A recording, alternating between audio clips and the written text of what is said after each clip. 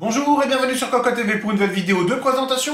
Aujourd'hui nous avons une petite boîte sur deux. Nous avons ici le S240A, nous avons aussi le S360A un peu plus loin dans le bureau. Ce sont bien entendu des kits water cooling all-in-one en 240 mm et en 360 mm respectivement. Et grosse surprise, ce sont des produits Nitro Plus, donc de chez Saphir. Ils sont basés sur la dernière génération Azetec, donc on connaît partiellement le produit. On va voir Saphir a fait des choses différemment sur le design, mais aussi sur l'installation. C'est vraiment intéressant. Il y a du pour, il y a du contre, on verra tout ça dans quelques instants avec le produit, une fois que nous l'aurons posé sur la table. Au niveau de la boîte, pas grand chose à dire, du noir, un peu de RGB bien entendu. Et nous avons ici cette forme particulière qui représente le top de la pompe, donc on le voit, question design, c'est déjà assez original. Et on le voit encore sur le côté, donc RGB sur les ventilateurs, RGB sur le top de la pompe. Bref, du RGB de partout. On va découvrir ça plus en détail.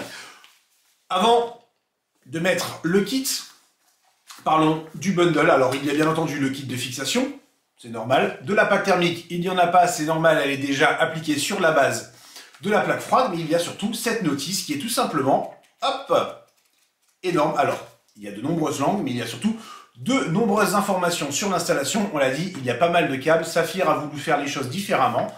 Bref, on va regarder ça tout de suite. Le Nitro Plus S240A, le voici. Nous avons les ventilateurs, le radiateur, les tuyaux, la pompe, bien entendu, sur un seul ensemble. Et nous allons commencer par les ventilateurs. Vitesse de rotation maximale, 2400 tours par minute. Bref, ça va aller très très vite. On espère que ça ne va pas faire trop de bruit.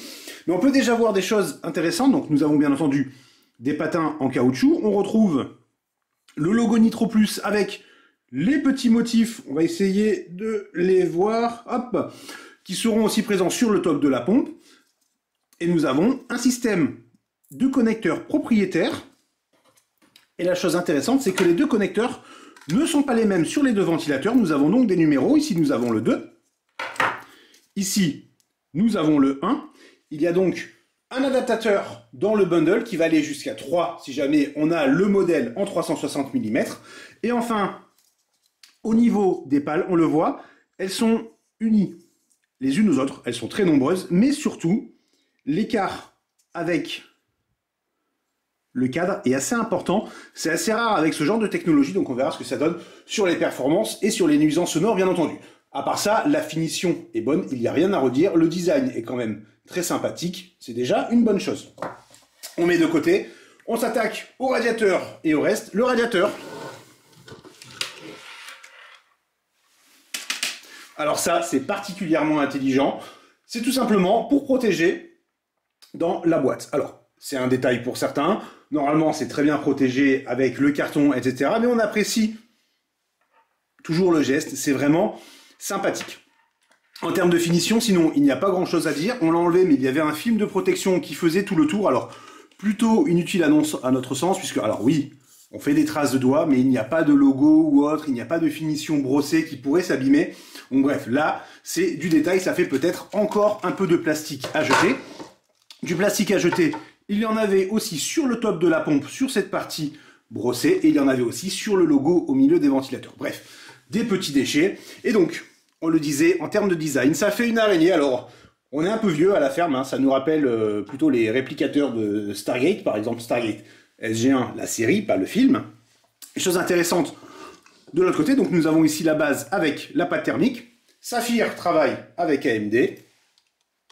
Kit de fixation AMD, alors que généralement on trouve un kit de fixation Intel. Ensuite, les câbles, qui sont donc très très nombreux. On va détailler ça tout de suite. Petite coupure, donc le produit a bougé. Nous avons dans un premier temps un connecteur ici.